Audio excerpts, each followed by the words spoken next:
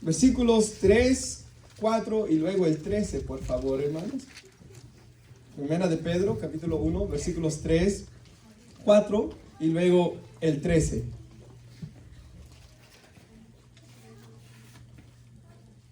Hermano, como usted puede ver ahí en las pantallas, ¿verdad? El tema de hoy es 3 razones, hermanos, para vivir para Dios. ¿Sí? Primera de Pedro, capítulo 1, versículos 3, 4 y luego el 13, hermanos. Cuando ustedes lo tengan, me dicen un fuerte amén. Amén. Amén, hermanos. Dice aquí la palabra del Señor nuestro Dios. Leeré el versículo 3. Bendito, que era una expresión de alabanza, ¿verdad, hermanos? Pedro alaba al Señor. Bendito el Dios y Padre de nuestro Señor Jesucristo, que según su grande misericordia nos hizo renacer o nacer de nuevo para una esperanza viva por la resurrección, que es lo que nosotros celebramos hoy. Por eso es que nosotros tenemos esperanza, hermanos, porque Él vive y yo viviré el mañana, como decía el himno que cantaba Daniel. Esta esperanza que tenemos es por la resurrección de Jesucristo de los muertos, versículo 4, y nuestra esperanza es una herencia incorruptible, incontaminada, inmarcesible, reservada en los cielos para nosotros. Versículo 13, por tanto, ceñid los lomos. Era una expresión, como hoy decimos, abróchense los cinturones, hermanos, o manos a la obra. Era una expresión que ellos tenían en esos tiempos. Por tanto, ceñid los lomos de vuestro entendimiento. Seamos sobrios, hermanos, y esperemos por completo en la gracia que se os traerá cuando Jesucristo sea manifestado. Oramos. Padre, le damos gracias por su palabra, Señor, y la bendición que tenemos de venir a escudriñar las Escrituras juntos hoy como iglesia. Yo oro, Señor, que usted nos pueda hablar, que usted nos pueda ministrar y que por medio de esta enseñanza hoy nosotros podamos ver, Señor, lo que este pasaje bíblico nos habla de razones por las cuales debemos de ser santos y razones por las cuales debemos vivir para ti, Señor. En el nombre de Jesús pedimos que usted nos hable con una manera especial, porque cuando su Espíritu habla, Señor, se puede sentir, se puede escuchar su voz. Y donde está el Espíritu del Señor, ahí hay libertad. Y eso en su iglesia que está su Espíritu. Por tanto, hoy clamamos que usted nos bendiga. Hoy en el nombre de Jesús. Amén. Amén. Puede sentarse, hermanos. Y mantenga ahí abierta su Biblia, por favor, en primera de Pedro, capítulo 1.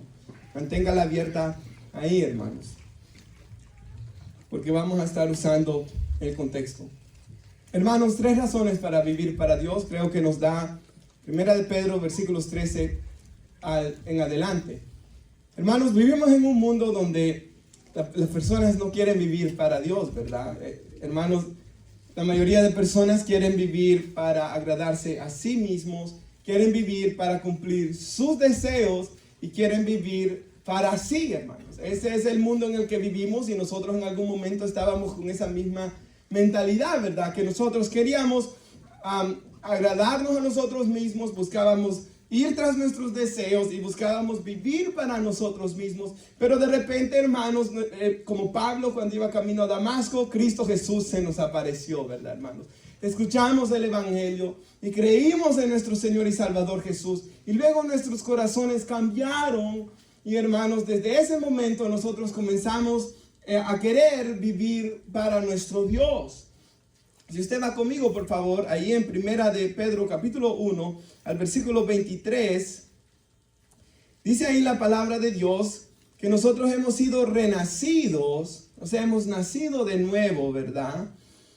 No de una simiente corruptible, sino de una incorruptible por la palabra de Dios que vive y permanece para siempre. Entonces, nosotros, hermanos, este remanente de personas que viven para Dios, la razón por la que ellos viven para Dios es porque ellos nacieron de nuevo, cuando escucharon el Evangelio. Y cuando ellos escucharon que Cristo Jesús murió y que, hermanos, Él resucitó al tercer día, como leía nuestra hermana Michelle, el primer día de la semana, nuestro glorioso Señor y Salvador Jesucristo resucitó y Él murió por nuestros pecados.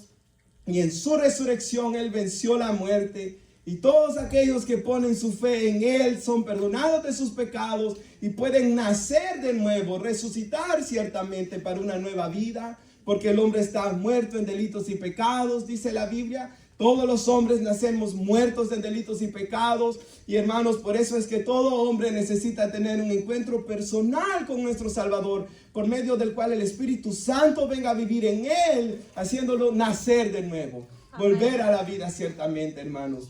Para lo que perdió Adán en el huerto del Edén, Jesucristo lo recuperó, hermanos, y nos da esa posibilidad de volver a tener una comunión con Dios. Todo fue por escuchar la palabra. Mira el versículo 24.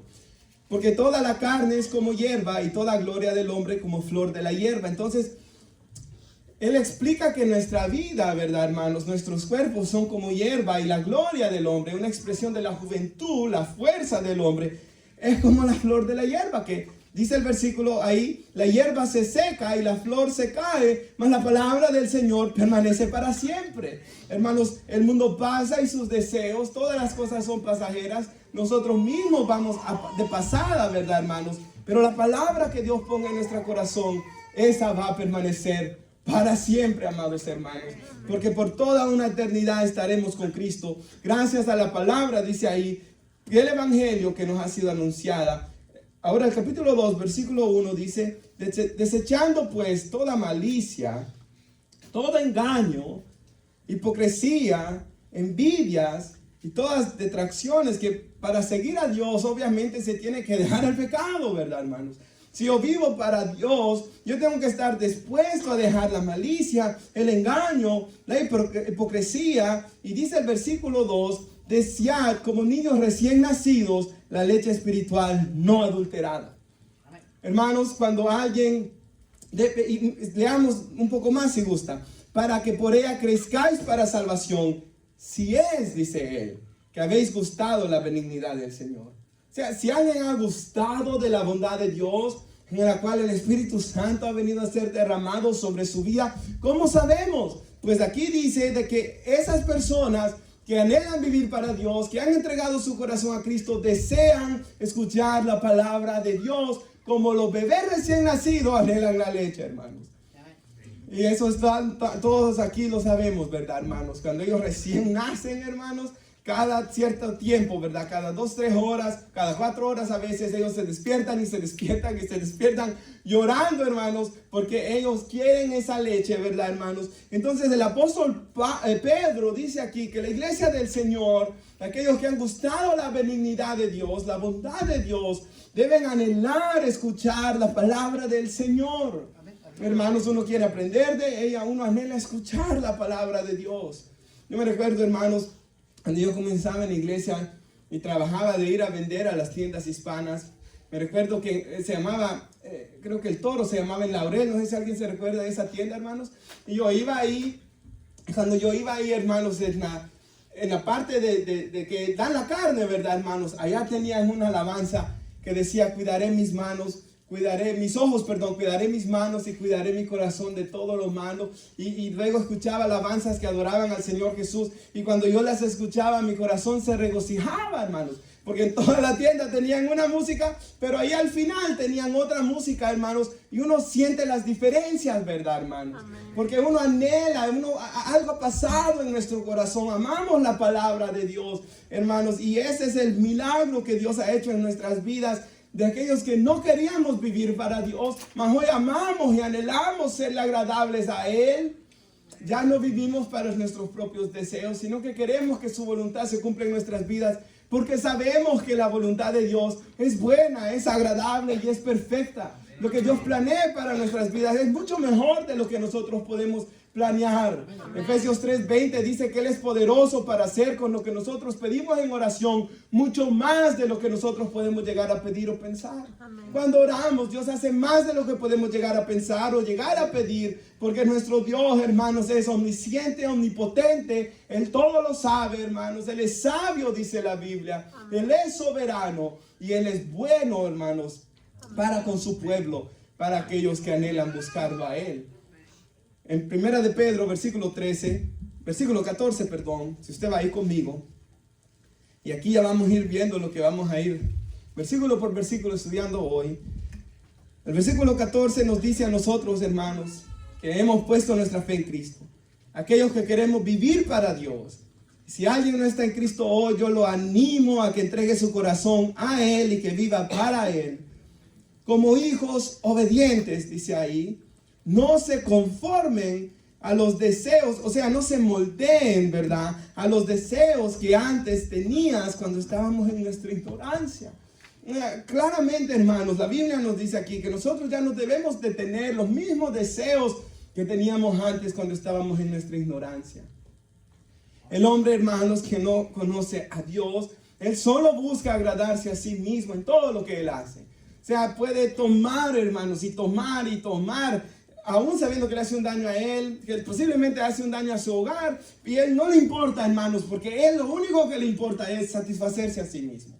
En nuestros países es muy común de que a veces hay mujeres humildes cuyo esposo, hermanos, va tras una mujer y otra mujer y otra mujer. Y este hombre, hermanos, no le importa el daño que le causa a su esposa, el dolor a su esposa, que sus hijos le están perdiendo el respeto porque ven que no es un hombre de respeto. Pero a él no le importa nada porque él solo busca satisfacer su corazón, que es perverso y maligno, dice Jeremías 17:9.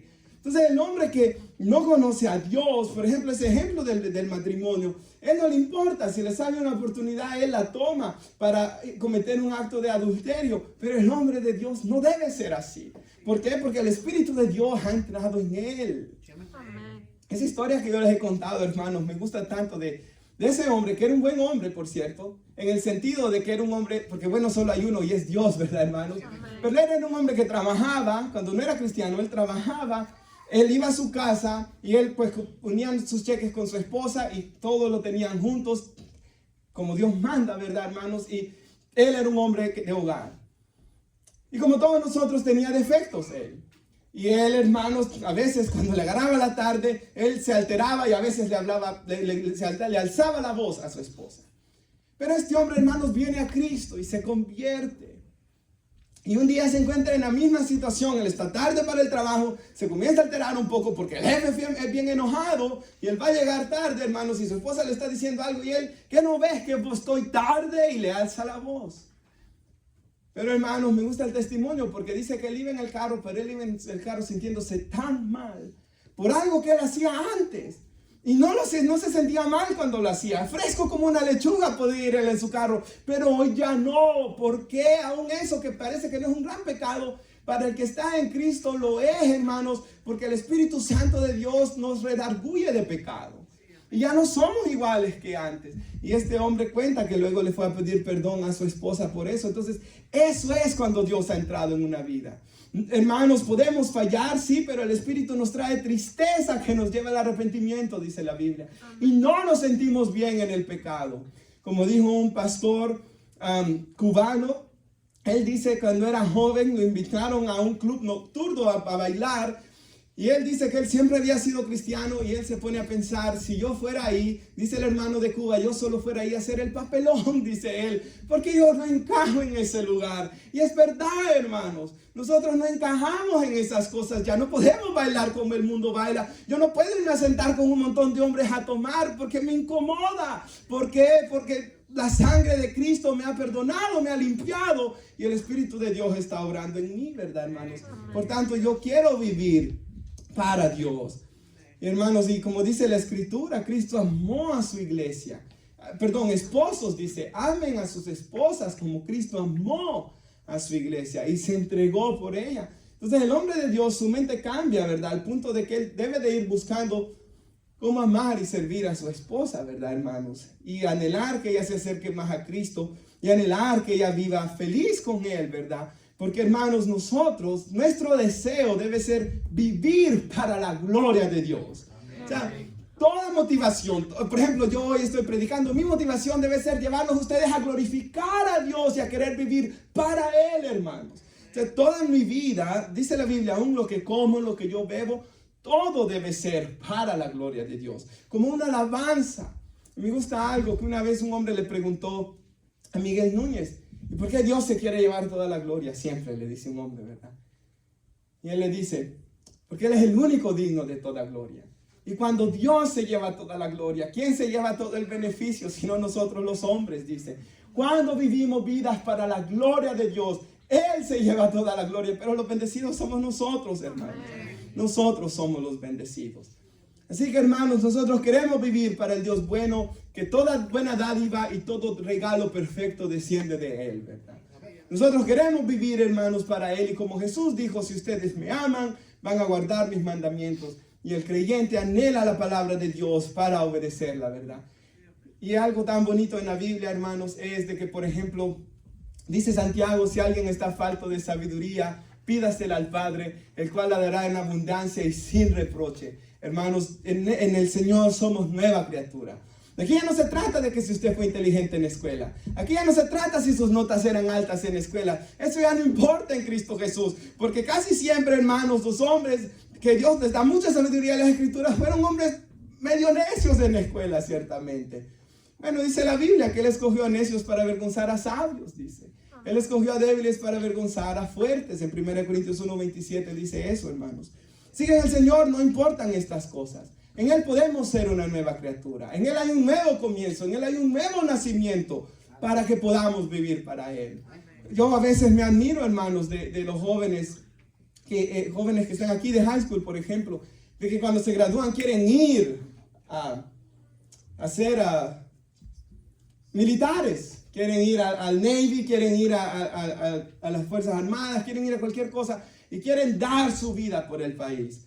En especial las películas de guerra. No sé si usted ha visto películas de guerra, hermanos, donde ellos van sabiendo que van a morir, pero hay de repente algún joven que quiere dar su vida por su patria. Pues cuánto no más querer dar nuestras vidas para Cristo, para vivir para Él, para que almas puedan conocerlo a Él, no para ir a matar a otra persona, pero para salvar a alguien de la muerte eterna y de la destrucción eterna. Sí, los jóvenes aquí, no hay nada mejor que puedan hacer que querer vivir para nuestro Dios y ser luz en tinieblas y predicar la palabra de Dios en todo lugar, en sus escuelas.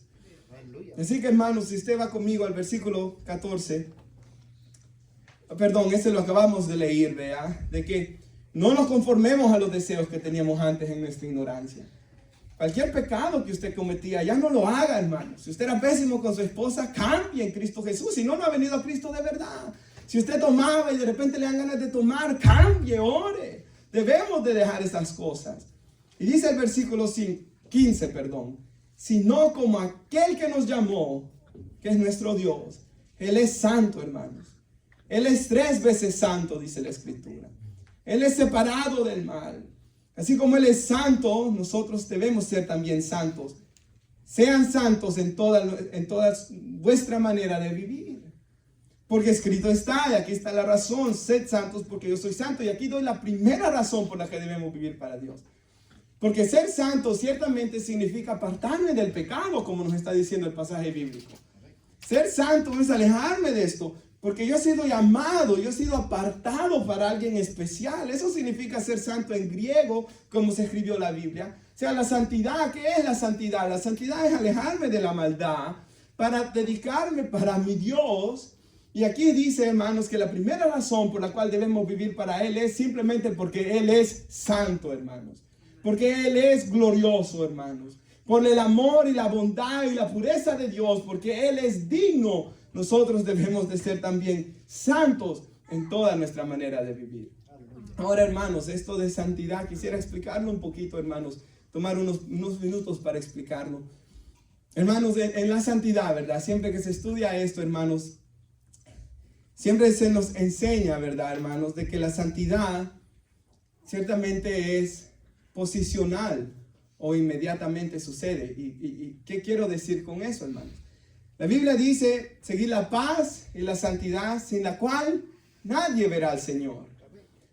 Pero Jesús le dijo a aquel hombre ladrón que estaba muriendo a la par de él, hoy estarás conmigo en el paraíso. Sin que este hombre hubiera hecho nada, porque era ladrón, era un malhechor. Él no había hecho nada, no había nada de santidad en él. Él no se había apartado para Dios. Él estaba muriendo por sus propias maldades, ese hombre. Pero cuando él creyó en Cristo Jesús, hermanos, lo declaró santo. ¿Qué significa eso? Él era apartado para el Señor. Él era perdonado de sus pecados y apartado para el Señor. Entonces, hermanos, cuando todo pecador se arrepiente, en el momento que nosotros nos arrepentimos de nuestros pecados, nosotros somos declarados santos también para Dios, apartados para Él. Por eso dice la Biblia que la sangre que Cristo derramó nos limpia de algunos pecados. No, todo pecado, dice. Si confesamos nuestros pecados, Él es fiel y justo para perdonarnos y limpiarnos de toda maldad. Entonces, ¿cómo le llama la Biblia a los hermanos en Cristo? En Cristo, santos. Santos se les llama. Así que si yo vengo y les digo, amados santos de Dios, no estoy mal, porque ustedes han sido y yo hemos sido apartados para nuestro Dios. Pedro cometía errores todavía, hermanos, pero él era alguien santo porque él era apartado para Dios. Entonces, hermanos, la santidad en nuestras vidas es posicional. A los ojos de Dios, hermanos, si nosotros estamos en Cristo, somos santos. No hay pecado en nosotros. ¿Por qué? Porque estamos en Cristo Jesús. La Biblia, cuando ese versículo que yo les citaba, que su sangre nos limpia de todo pecado, en griego significa que Él me está limpiando constantemente. O sea, Cristo no solo me limpió cuando yo vine a sus pies el primer día, me sigue limpiando, hermanos. Yo necesito su sangre constantemente obrando a favor mío. La Biblia dice que Cristo está sentado a la diestra del Padre, intercediendo por nosotros. Constantemente Él está ganando el perdón por su iglesia, hermanos. Quisiera poner unos versículos, si puede poner Efesios, por favor, 1:4. Y aquí mire, hermanos, para que usted pueda ver en la Biblia lo que dice nuestro Dios de nosotros. Que Él nos escogió, y yo sé que esto cuesta a la gente aceptar, porque no se creen, hermanos, que ellos pueden ser perdonados completamente y santos. Pero yo le estoy diciendo lo que la Biblia dice, hermanos.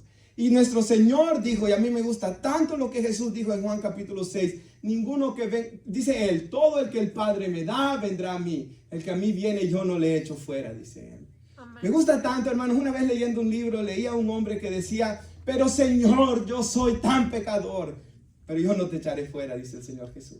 Pero es que yo he sido borracho, sí, pero aún los borrachos yo no los echo fuera. Pero es que yo he estado en prostitución, sí, pero ahí dice que nadie que venga a sus pies, Él lo echará fuera.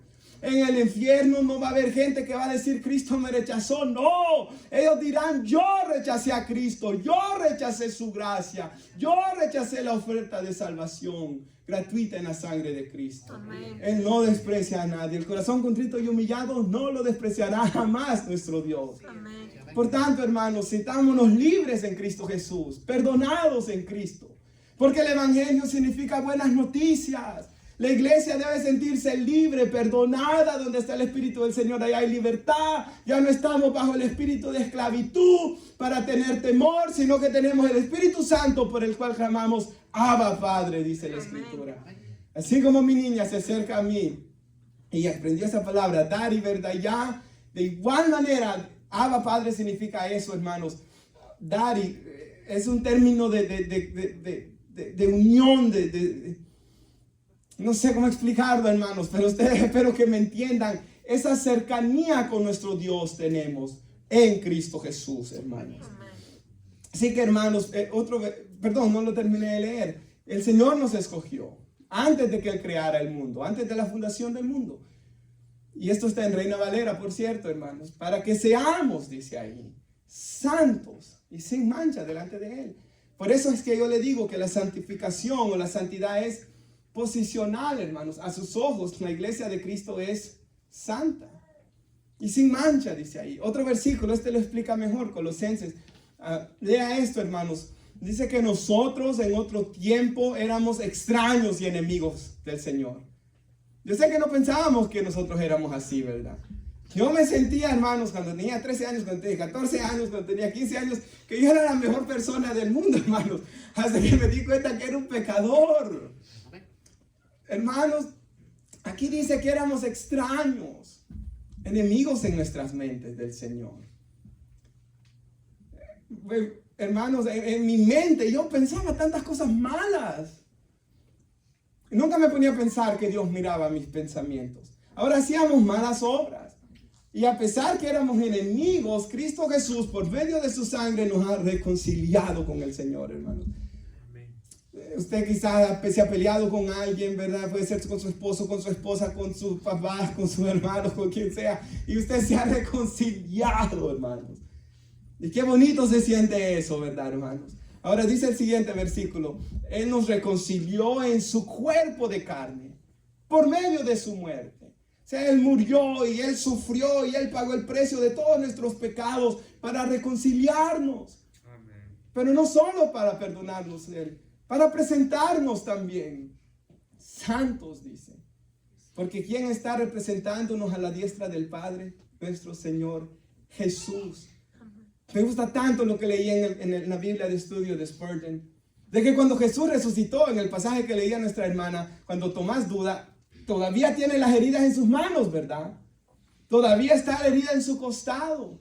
Todavía está la herida en sus pies. Cuando Él resucita, su cuerpo es glorificado, dice la Biblia, pero sus heridas se mantienen ahí. Porque esas heridas interceden aún por nosotros, hermanos. Es por esas heridas, es por ese sufrimiento, es por su muerte en su cuerpo de carne, dice la Biblia ahí, que nosotros somos perdonados. Y eso siempre está presente delante de nuestro Dios a favor de su pueblo. Y Él nos presenta santos, apartados para Él, sin mancha, irreprensibles delante de Él. Y el siguiente versículo es muy importante también. Si en verdad permanecemos fundados y firmes en la fe, porque nuestra salvación es solo en Cristo. Y ninguno que poniendo su mano en el arado mira hacia atrás es apto para el reino de Dios, dice la Biblia. Si así yo puse mi mano en el arado y tengo que ver para adelante, hermanos, no para atrás. Mis ojos tienen que estar en Cristo Jesús, no mirando al mundo a cada rato. Si estamos verdaderamente fundamentados y firmes en la fe, sin movernos de la esperanza del evangelio que hemos oído, el cual se predica en toda la creación que está debajo del cielo.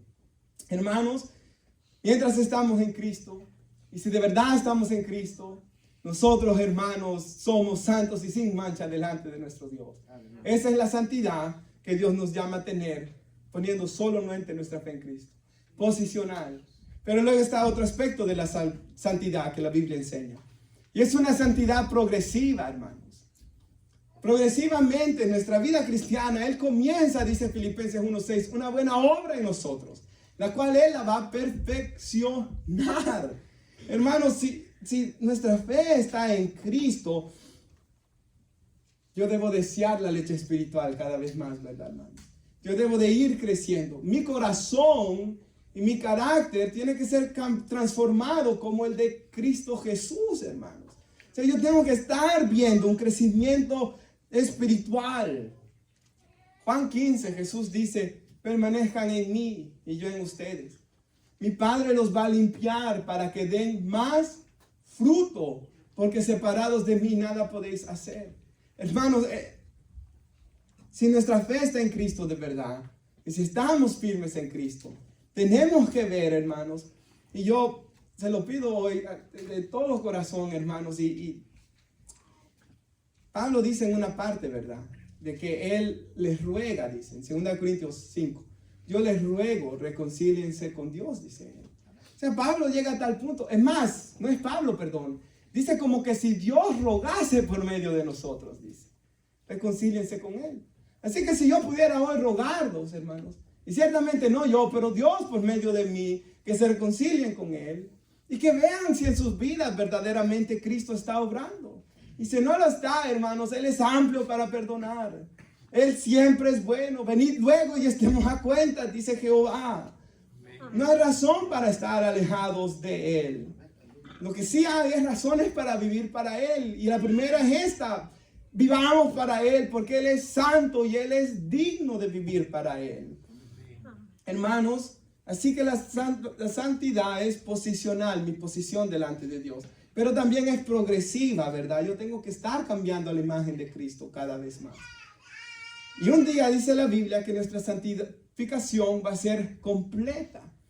Y me gusta tanto como Pablo lo dice en 1 Corintios 15. Habían unas personas que estaban engañando a los hermanos y les decían, no hay resurrección, les decían. Esta vida lo es todo. Entonces dice Pablo a ellos, a los corintios, si no hay resurrección, Cristo no resucitó entonces. Y si Cristo no resucitó, vana es nuestra fe, vana es nuestra predicación. Si Cristo no resucitó, dice él, no tenemos ninguna esperanza después de esta vida. Y luego él dice que Cristo resucitó de entre los muertos y que Cristo fue primicias. Y luego enseña de que Cristo va a venir por su iglesia. Y dice Pablo que este cuerpo corruptible va a ser transformado en uno incorruptible. El hombre es corruptible, hermanos. El hombre se corrompe. El hombre, nuestros cuerpos de todos nosotros tienen una corrupción del pecado, ¿verdad, hermanos? Y dice la Biblia que un día este cuerpo va a ser transformado incorruptible. Y dice este cuerpo mortal, porque nosotros nos enfermamos y morimos también, va a ser transformado en uno que va a ser inmortal. Y de vergüenza, de deshonra, dice la Biblia, como lo llama a nuestros cuerpos de deshonra, dice que va a ser transformado en un cuerpo incorruptible, inmortal y glorioso, dice la Biblia. Hermanos, entonces Dios promete también, el día de Jesucristo, Él va a terminar la obra en nosotros. Y vamos a resucitar con un nuevo cuerpo. Esa es la esperanza cristiana. Así que, hermanos, en primer lugar, yo debo de ser santo porque Él es santo, ¿verdad? Y si vengo a los pies de Cristo, Él me declara santo. Él me va a transformar mi vida también. Y un día Él va a venir por mí para resucitarme de entre los muertos. Así que, hermanos, nosotros debemos vivir para Dios. La primera razón es por quién Él es. Me gusta lo que dice el hermano Paul Washer. Él dice, muchas veces cuando se predica, ven a Cristo, se dice, ven a Cristo para que restaure tu matrimonio.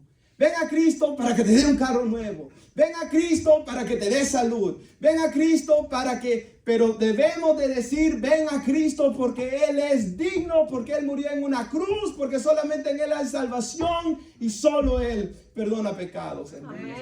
Él es digno que lo busquemos, hermanos. No buscar beneficios de Él, sino por quién Él es. Y nos dice ahí, sed santos. ¿Cuál es la razón? Porque yo soy santo, dice el Señor. Vivamos para Dios. ¿Por qué? Porque Él es digno por quien Él es. Eso es lo primero que quiero decir hoy, hermanos. Ahora lo segundo, vaya al versículo 17 conmigo, por favor, de Primera de Pedro.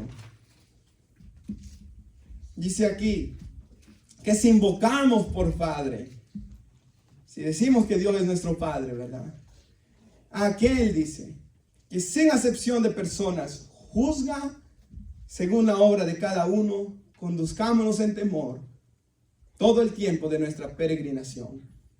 La palabra peregrino, hermanos, era ¿sabe cabal lo que nosotros venimos a hacer a este país cuando recién venimos? Extranjeros, no naturalizados, que no éramos dueños de nada en este país. Ese es un peregrino. Recuerda cuando usted vino a este país por primera vez. Si usted vino sin papeles, ¿verdad? Algunos nosotros vinimos sin papeles acá. Sí, no éramos naturalizados, no éramos ciudadanos de acá. Nuestra ciudadanía está en los cielos, dice la Biblia, por cierto. No éramos dueños de nada, éramos extranjeros. Entonces, ese es un peregrino. Entonces, la Biblia nos dice de que en este mundo solamente somos pasajeros. No es el final de este mundo, hermanos. Está establecido en Hebreos 9:27 para el hombre que muera una vez después del juicio. Entonces, aquí dice que Dios juzga sin hacer acepción de personas. Por tanto, ahí hay otra razón para vivir para Dios. Porque Él juzga, hermanos. Él juzgará a los hombres. Ahora, ¿qué dice la Biblia sobre el juicio de Dios? En Apocalipsis 20 vemos que el Señor juzga a los hombres que no quisieron arrepentirse de sus pecados. Aquellos que no quisieron poner su fe en Cristo Jesús. Y dice la Biblia que sus obras van a ser puestas delante de Dios y que el Señor los va a juzgar por cada una de sus obras. Y Dios les va a dar el pago por cada una de sus obras. Y ese es el juicio, hermanos, de los incrédulos. Aleluya. Pero la Biblia dice en Romanos 8:1 que ninguna condenación hay para los que están en Cristo Jesús, hermano. Amén.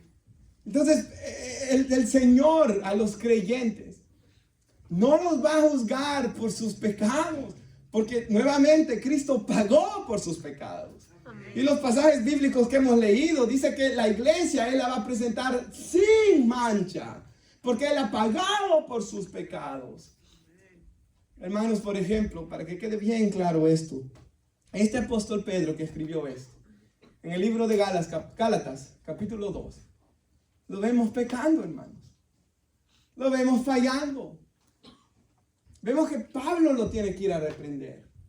Así que cuando veamos fallas en los hermanos en iglesias, las verá en mí o en cualquier persona, no podemos decir que por eso ellos no están en Cristo. No, porque Dios está obrando en nuestras vidas, hermanos.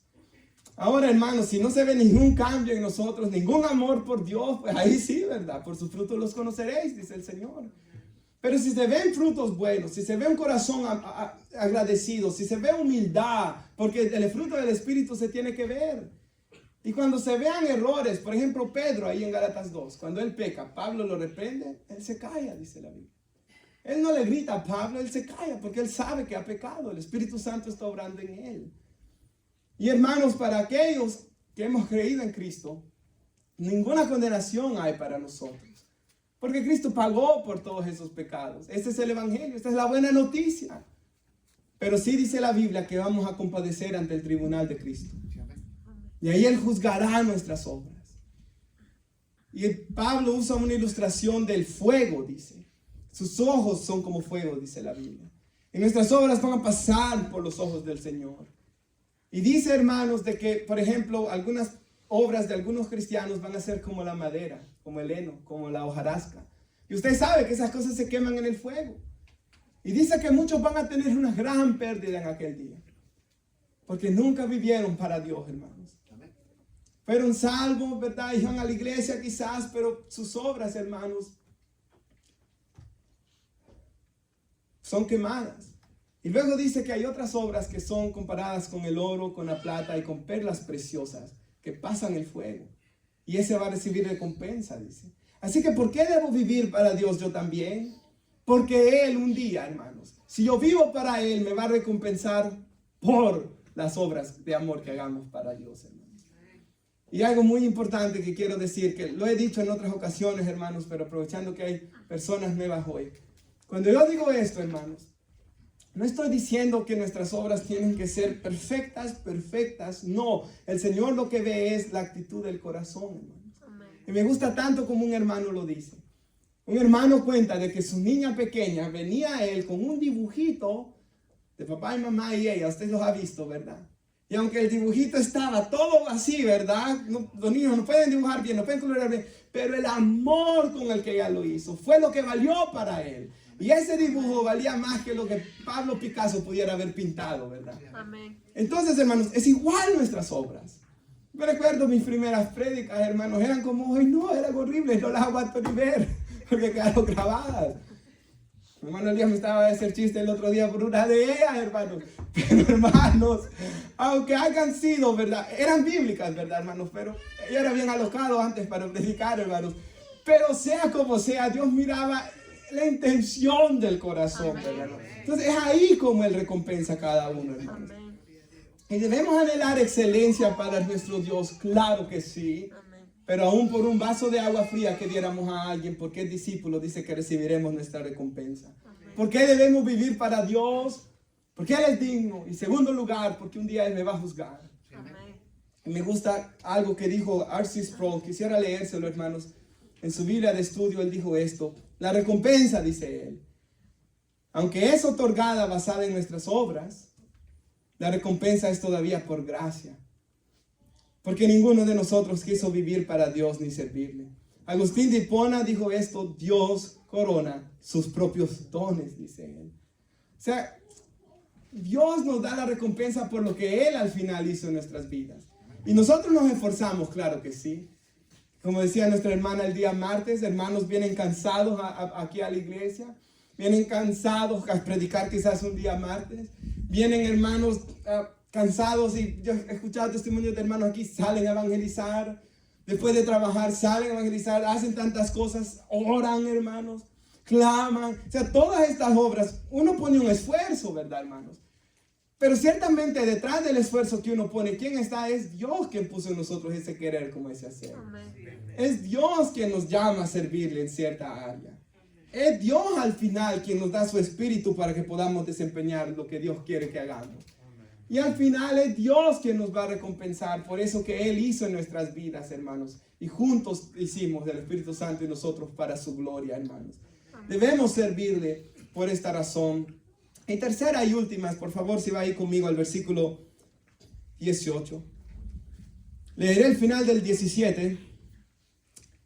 Dice que nos conduzcamos con temor todo el tiempo de nuestra peregrinación. Versículo 18. Sabiendo, esta es la tercera razón, que fuisteis rescatados, dice, de nuestra vana manera de vivir, de una vida sin sentido, sin propósito, la cual recibimos de nuestros padres, no directamente de papá y mamá, sino que de Adán y de Eva, está hablando aquí. Desde ahí, por generaciones, hemos recibido esta vida sin propósito.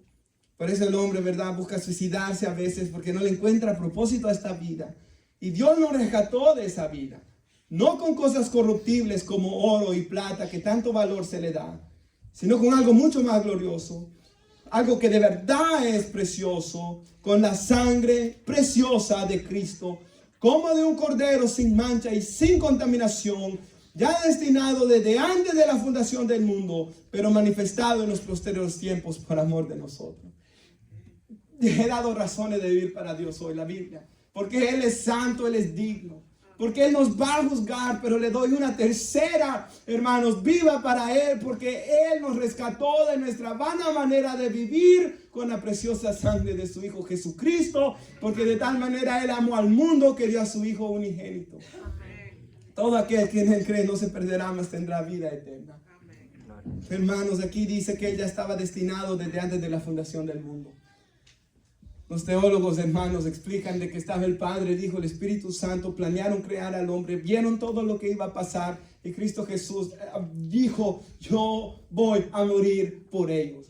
Nadie quita mi vida, dijo el Señor, yo tengo poder para ponerla y tengo poder para volverla a tomar. Hermanos, el buen pastor da su vida por sus ovejas. Nadie tiene mayor amor que uno dar su vida por sus amigos. Nuestro Señor, hermanos, nos ama de tal manera que Él se entregó por nosotros, hermanos, en la cruz del Calvario. Dice que esto lo hizo por amor de nosotros. Hermanos, el día viernes iba a predicar algo que ya no prediqué, ¿verdad, hermanos? Y gracias a Dios porque fue una bendición lo que terminamos hablando, ¿verdad? Pero, hermanos, dice la Biblia que en nosotros debe haber el sentir que hubo en Cristo Jesús. El cual, dice, no estimó ser igual a Dios como cosa que aferrarse. Él se despojó, dice.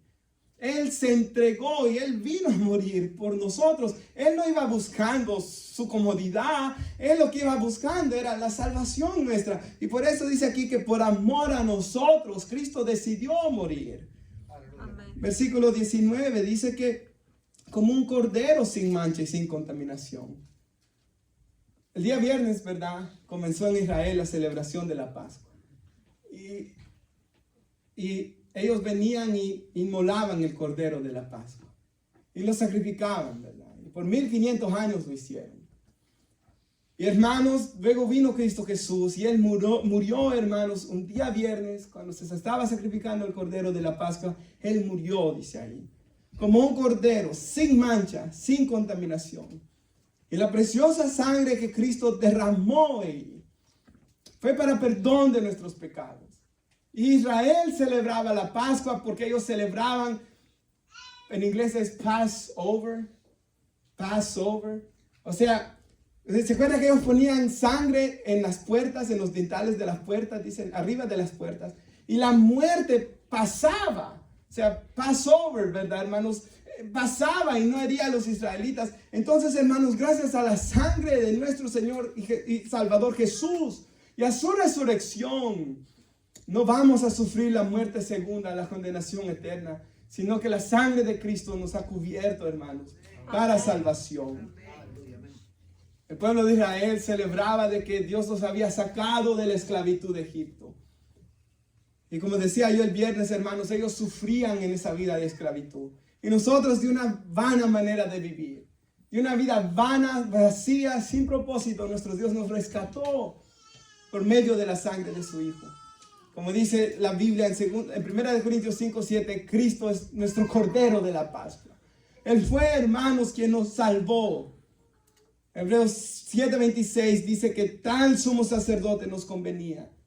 Alguien que intercediera por nosotros ante el Padre. Tenía que ser santo, inocente, sin mancha, apartado de los pecadores y hecho más sublime que los cielos.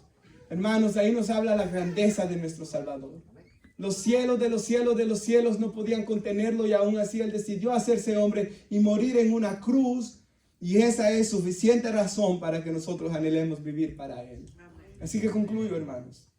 Primera razón por la cual debo vivir para Dios. Porque Él es digno. Porque Él es santo. Por quien Él es, yo debo de vivir para Él.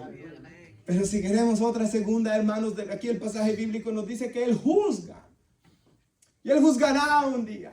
Y no hay ninguna condenación para los que están en Cristo Jesús.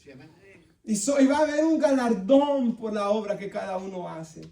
Y hermanos, un versículo que recordaba es Hebreos 6:10 que dice: Dios no es injusto para olvidar nuestra obra y el amor y el trabajo de amor que hemos hecho por su nombre, hermanos.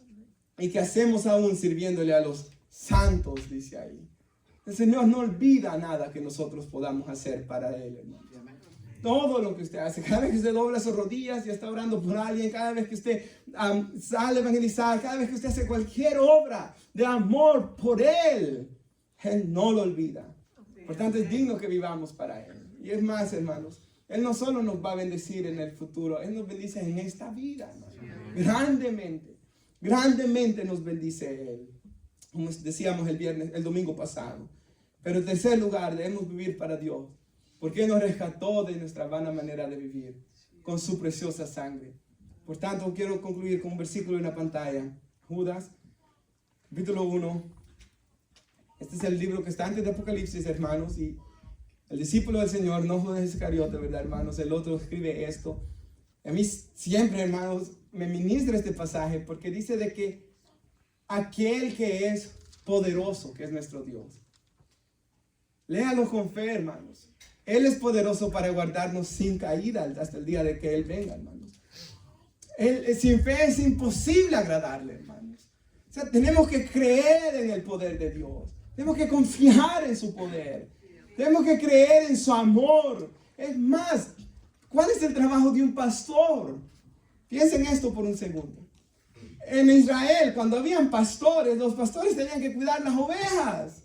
Entonces Jesús dice: yo soy el buen pastor, mis ovejas nadie, dice Él, las arrebatará de mi mano, de su mano, hermanos. Ustedes no están en manos de nadie más, sino en las de Cristo Jesús. Amén. Él murió por estas ovejas, estas nadie me las va a quitar de mi mano. Eso lo dice Él. No estoy añadiéndole nada yo ahorita, solo estoy diciendo lo que dijo Él. Por tanto, Él es poderoso para guardarnos sin caída. Amén.